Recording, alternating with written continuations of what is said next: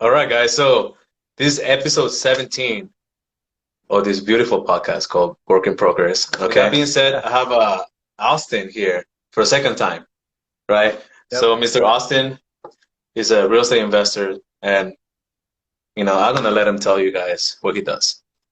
What up, everybody? My name is Austin Lupercio with Lupercio Realty Investments. I am a real estate investor. Right now, I'm in the process of going through a lot of wholesale deals, which Adolfo and I will speak more about. Um, but yeah, I do different things. I actually just bought one of my first houses a few weeks ago, so that's super exciting. But nonetheless, that's a little bit about me. I've been an entrepreneur since I was a kid. I used to bake cookies when I was like 6 years old and sell them at school. So this entrepreneur journey goes far back. Well, okay, guys. So today we're gonna talk about prospecting. Now, I'm a licensed realtor. No, shameless plug here. I'm a licensed realtor here in Los Angeles, in California. So you already know what I do. Now, on the other hand, Austin is also in real estate, but he does something a little different called wholesaling, right? So we're going to talk about prospecting for both different businesses. Well, at the same time, pretty much our job is to help people, motivated people sell their home, right? Right. So we both do the same, and we're going to tell you the differences. So we're going to start with Austin. He's going to tell us. Let me get started on how you started and where you're at now. Yeah, man. So I started back in February. So right now we're in the beginning of May. I started just at the beginning of February in my real estate investing business. And what I started off was I created a business that actually allows me to acquire off-market properties. What that means is that a property that is not posted on the MLS, it's somebody, a regular homeowner who owns a property. I message them, get in front of them, and then I figure out who wants to sell. I get the property under contract, and basic terms is that I get it under contract for a certain price, and then I sell that contract at a higher price and keep the difference between the two. So that's what wholesaling is. You can cultivate a lot of money, get a lot of money very, very quickly in a short period of time, anywhere between 2 weeks to a month. And it's a really, really good way to build capital in your business, so you can actually diversify and get rental properties or fix and flip properties. But that's a little bit about wholesaling, and it's definitely a really good way to create quick capital. Of course. Now, Austin, you said you can definitely get capital in about 2 to 4 weeks now. Mm. It's not that easy, right? So for people listening to this, Austin was able to do it because he's been building his skills in business from what I've known you for maybe about a year now. So since that time, I know he's been grinding.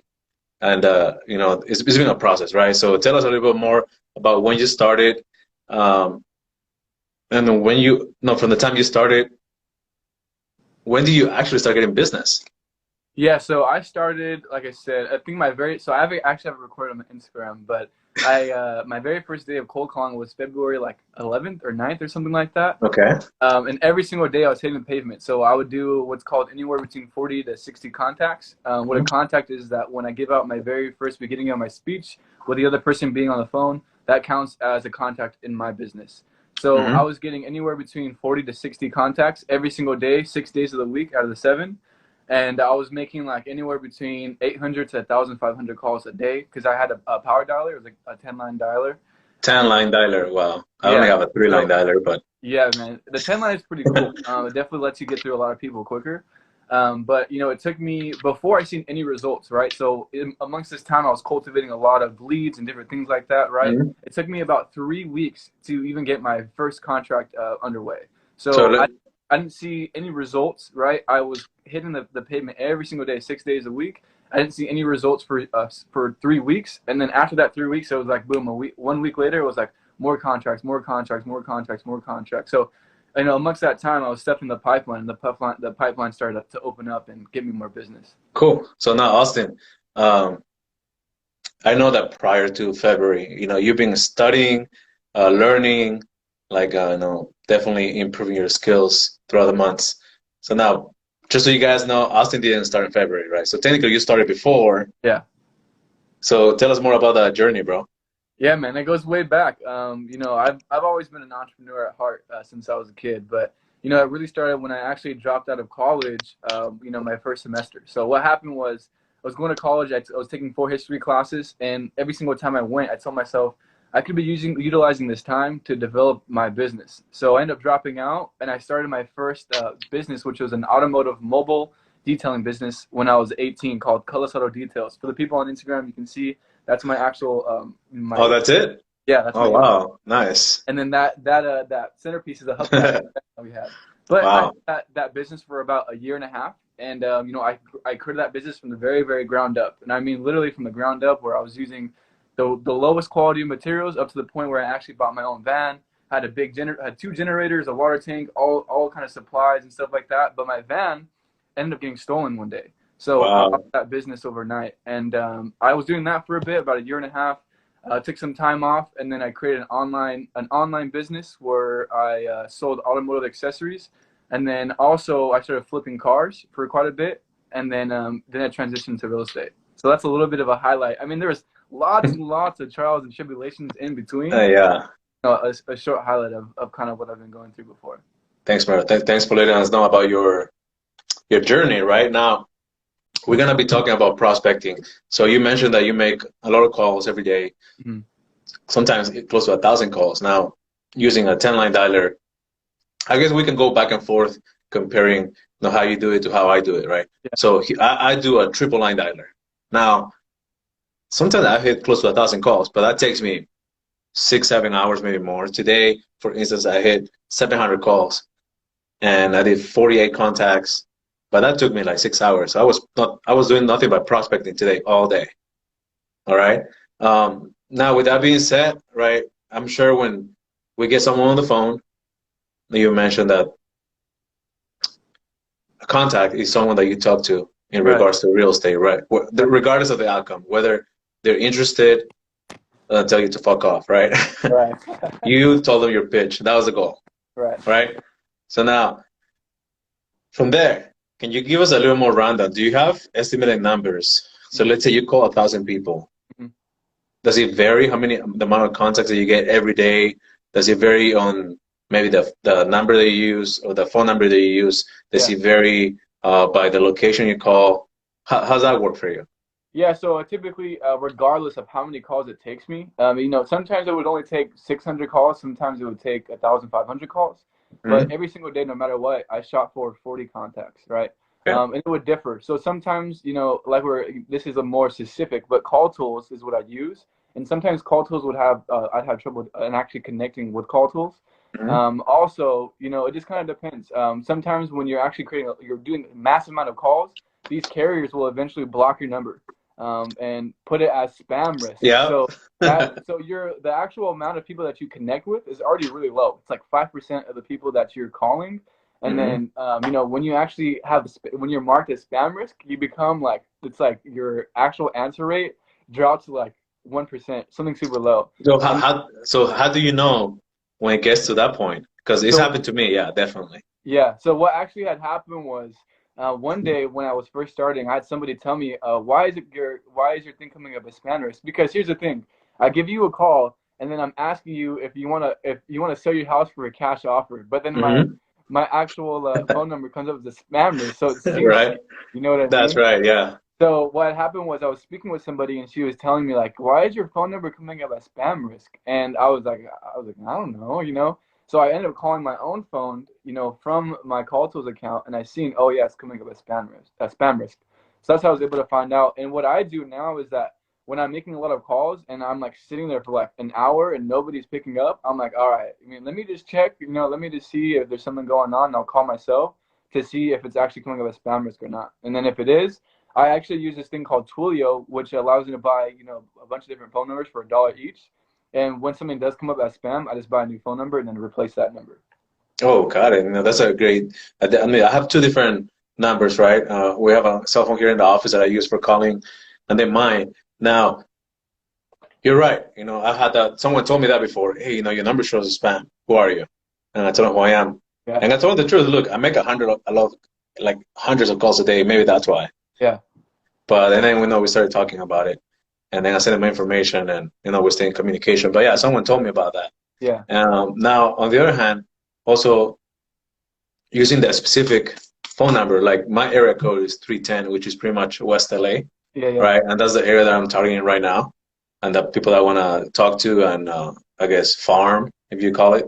Right. And definitely answer rate's a lot better in that area because of my area code. Now here in the office, I believe is a 909 or 626, and I don't get a good answer rate here Hmm. because of my area code. So Yeah. I switch it up between the office phone and my cell phone number. Yeah. Does that happen to you? So you know what? It does and it doesn't. I think it's a little different. My actual marketplace is out in Tennessee. Mm-hmm. And actually, so I have a business cell phone, and with my business cell phone, I have a Nashville number. And the area that I'm in Knoxville. So the Knoxville zip code is 865, and the Nashville Okay. zip code is 615. Mm-hmm. All my prospecting numbers are 865 numbers, which is a Okay. local zip code or area code. And when I switch over to my business phone to make single line calls, I actually don't notice a difference. And the thing is that somebody tells me like, "Hey, are you from Nashville?" And I'm like, we actually have a virtual office, this and that. The point is too, amongst this, and even from what Adolfo was saying, that when somebody tells you, that why is your phone number coming up as spam risk? All you gotta do is just speak to them and talk to them. Yeah. It's a matter of communicating a little bit and having good communication skills, and you get over it. So I haven't really noticed anybody getting upset the fact that it's like a different area code, but I can definitely see how that comes into play depending on kind of what you're doing. Yeah, and definitely I've people ask me like, "Oh, I see your number is 310. Like, where are you located?" That's a question I get almost every Yeah, day. Where's your office? yeah, And I talk to them, and then after that, they don't really care. But because I know sometimes I'm calling, like, let's say San Diego, right? And I have a area code from LA. yeah, Then I'd be like, "What the hell are you calling me?" yeah, Like, right? If yeah. you want, right? Go ahead. At the end of the day, too, I mean, who cares? You know what I mean? Like, Yeah. at the end of the day, I'm just trying to provide a fucking service, and if you Hmm. want the service, if my service can be of service to you, then okay, great. Why does my area code matter? You know what I mean? Is Yep. my train of thought too. So when somebody brings that up to me, I'm kind of like, it's just a random objection that it's kind of like that knee jerk reaction type of thing where. I mean, I understand. If I got a random call from somebody asking me if I want to sell my property for cash and it was a different area code, I'd be a little suspect. But nonetheless, I'm providing a genuine service. So I can see too why, maybe some people, who are beginning to make calls as the first time, there's a lot of questions that you may ask, and that could be one of them. But either way, at the end of the day, you're providing a service for people to help people out. So you're not going to be able to help every single person out. Just understand that your service is specified for specific people, and that's the target you're going after. So if a person gets upset, even if they get upset about the area code or whatever the case may be, that doesn't matter because you're here to help out people who need our help. Boom. There you go, guys. You make sure you take note of that, okay? So with people getting upset, like I get that on the phones all the time. Um, I call a lot of expires for sale by owners. So if you're a for sale by owner expire, you're watching this, call me. Both All right. Adolfo. Oh man. Definitely go with me. And if you need a cash offer, go with Austin. Yeah, yeah, exactly. We got you. All right. So with that being said, people getting upset on the phones now. Yeah. As a new agent, I started about a little under 2 years ago. I would freak out when people tell me to fuck off and what am I calling and because I didn't know what I was doing. Hmm. Right? I had no idea as far as the scripts when I first started. Maybe it took me over 6 months because I didn't have the right guidance and I didn't know what I was doing.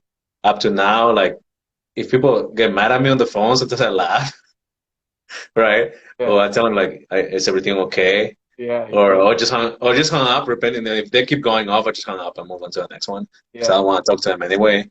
And I got people calling me back, and I tell them like, "Hey, don't call me back anymore, man." That's all. When they tell you, "Hey, don't call me back," like take me off your list. I've told that to people. Yeah. Oh yeah, I've seen some of your replies where you say, "Oh, not interested." I remember Yeah, I seen one of yours. I was cracking up because somebody hit you up like, "Hey, what's going on?" You said, "Oh, no, I'm not interested." That was yeah, like hilarious.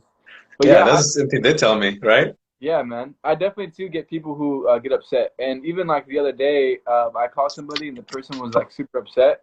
And for a second, it bothered me, but then I just laughed it off. And I was like, you know what? It goes back to the thing that we were talking about, there's so many people that we're going to be able to call. There's so many people that we're going to be able to come into contact with. And regardless that my service, my business is here to provide something of value to people. So That's right. the thing that, say again, Adolfo? I said that's right. Go ahead, bro. And the thing is too is that I understand, especially once again going back to people who are beginning, is that you have this tendency to feel like, especially as a beginner, that you are asking for something, that you're like needy in some kind of way, and you're like kind of like calling with your tail down between your legs, right? But Mhm. you know, you get over that mentality as you go along, get more experience, because you start to realize, you know what, I truly am a real estate investor. I truly am here to help people out, because eventually you're gonna get a hold of somebody who genuinely needs your help, and that's the moment where it switches for you in your brain, and you're able to make that flip in your mind, because you realize, oh shit, you know, my service is really genuinely here to help people out. So I've had people get triggered on the phone and tell me, you know, fuck off or whatever the case may be. What I do is I just match the energy, and I tell them, look, I'm not here to ask you for your business. Look, if you want to do business with me, let's make it work. But if I'm not of service to you, that's no problem. I'm going to get on the phone with somebody who is. So anytime somebody gets upset with me like that, that's the exact attitude and mentality I bring to the table. And it's hilarious, because I've actually had people switch and end up becoming a lead because I've matched that energy and told them, you know, I'm not about that. You know what I mean? Because at the end of the day, when you do that, right, when you reject somebody and you say, look, I'm not, you know, I don't need your service, what you're doing is you automatically are perceived as high value to them. And That's that will right. automatically, you know, subconsciously or whatever the case you want to call it, makes them switch and want to work with you. And in the book called Pitch Anything, they talk about, it's called like a prize frame. When you say I'm the, basically bring off a persona that I'm the prize, is when you're able to actually flip the frame and the polarity, and when you're speaking with the person and have them chase you.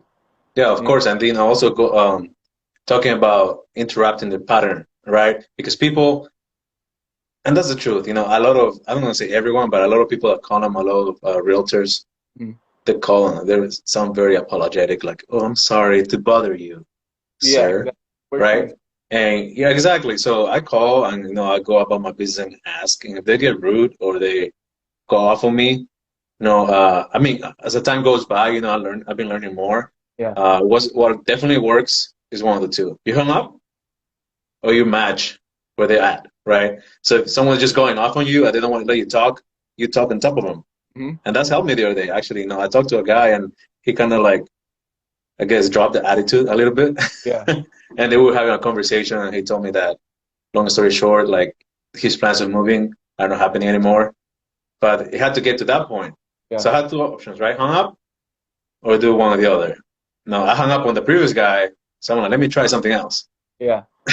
And Yeah. it worked. It's funny that you say that too, because what I do too is that, you know, when somebody gets pissed, I actually kind of get excited, because I'm like, all right, here's my time to practice my communication. Because Yeah, like, exactly. you know, somebody is speaking with you and getting crazy over the phone, and I'm like, all right, here we go. You know what I mean? I start warming up my hands, and then boom, I hit my You're like, communication with them. Yeah, yeah, exactly. Yeah, like yeah. it's payday. Yeah, man. And it's funny because a majority of this time too, 80% of the times I'm able to actually flip the person. You know, maybe not always convert them into a lead, but actually transition the conversation from being very upset to very, you know, soothing, calming, in the sense of like the guy's not pissed. We're actually kind of buddy buddy, because what you're doing too is that you're matching the energy and you're demanding respect from the person, right? And you know, you're not going to be like all these other people who are calling him, who are, you know, once again speaking with the person, with the prospect, with their tails between their legs. You're coming in, you know, like I said, with that attitude, I'm here to provide help, and if you don't need my help, then I'm gonna go to somebody else who does. So when you Yep. have that attitude, that gives off a certain energy, and somebody, you know, is gonna respect that when you do that, and you know, get that persona. So you know, it's always a really good. I get excited. I know you get excited too, Adolfo, when that shit happens, because I'm like, all right, here we go. Yeah, exactly. I mean, I get excited because, you know, I'm trying to find out and read the next person, right? Like what's like, I've told people like, hey, is everything okay? You know, I've matched their level. Or Mm. sometimes I just stay quiet and don't say anything and let them vent. And then, you know, once I said, are you done? Yeah, So exactly. sometimes I just need to do, because this is the thing. If you see someone who's very emotional, right, who's going above and beyond to scream at you or whatever, there's a reason why they're being that way. I'm sure they're pissed because for whatever reason, let's say if something expired, Yeah, they couldn't sell the house and they really wanted to sell, yeah. right? Now versus someone who probably it's all right and that seems like they doesn't give a shit. Get me? Yeah, man. And So the thing is too is that like another thing that we had to think about when making these calls is that we don't necessarily know what somebody is doing, what they're going through, right? So when a person gets upset on the other end, we can't automatically assume it's because of us, right? You know, once there's times where I've gone through certain shit, you know, in my life where I don't want to talk to anybody on the phone. And if I'm getting berated with all these calls about, you know, whether it's a realtor or somebody asking for a cash offer on the property, right? I would understand that particular day, you know, I would get upset because I'm not doing too well in that particular day. So when I give calls to these people, you know, and something like that happens, I understand, like, dude, like, look, like, not everything's rainbow and sunshine, you know what I mean? So if somebody gets upset, it's not a reflection of me and my insecurities, right? If I have any, which I'm sure everybody does. Yeah. But, you know, it's more about them versus you, you know? Yeah, that makes sense, bro. All right, guys. So it's been maybe like, what, 10, 15 minutes. I don't want to take it any longer than this, but let's do this, all right? If you guys have any questions in regards to real estate, come to me. Okay. Now, if you have any questions in regards to investing or wholesale, you can go to Austin. Now, Austin, how can people get a hold of you? Yeah, the best way to get a hold of me is through my Instagram for now, which is Austin Lupercio, last name Lupercio. Maybe kind of complicated, maybe not, but that's my Instagram handle, Austin Lupercio. I post a lot of content on real estate investing in general, whether that's wholesaling. I'm going to be doing fix and flips and also buying holds, and eventually doing a multifamily sometime within this year. So that's going to be really fun. So definitely, if you are intrigued by the real estate investing world, definitely come check out my Instagram, and I know that it's going to provide you lots of value. So I am. So definitely get a hold of you, bro. All right. Thanks, everyone.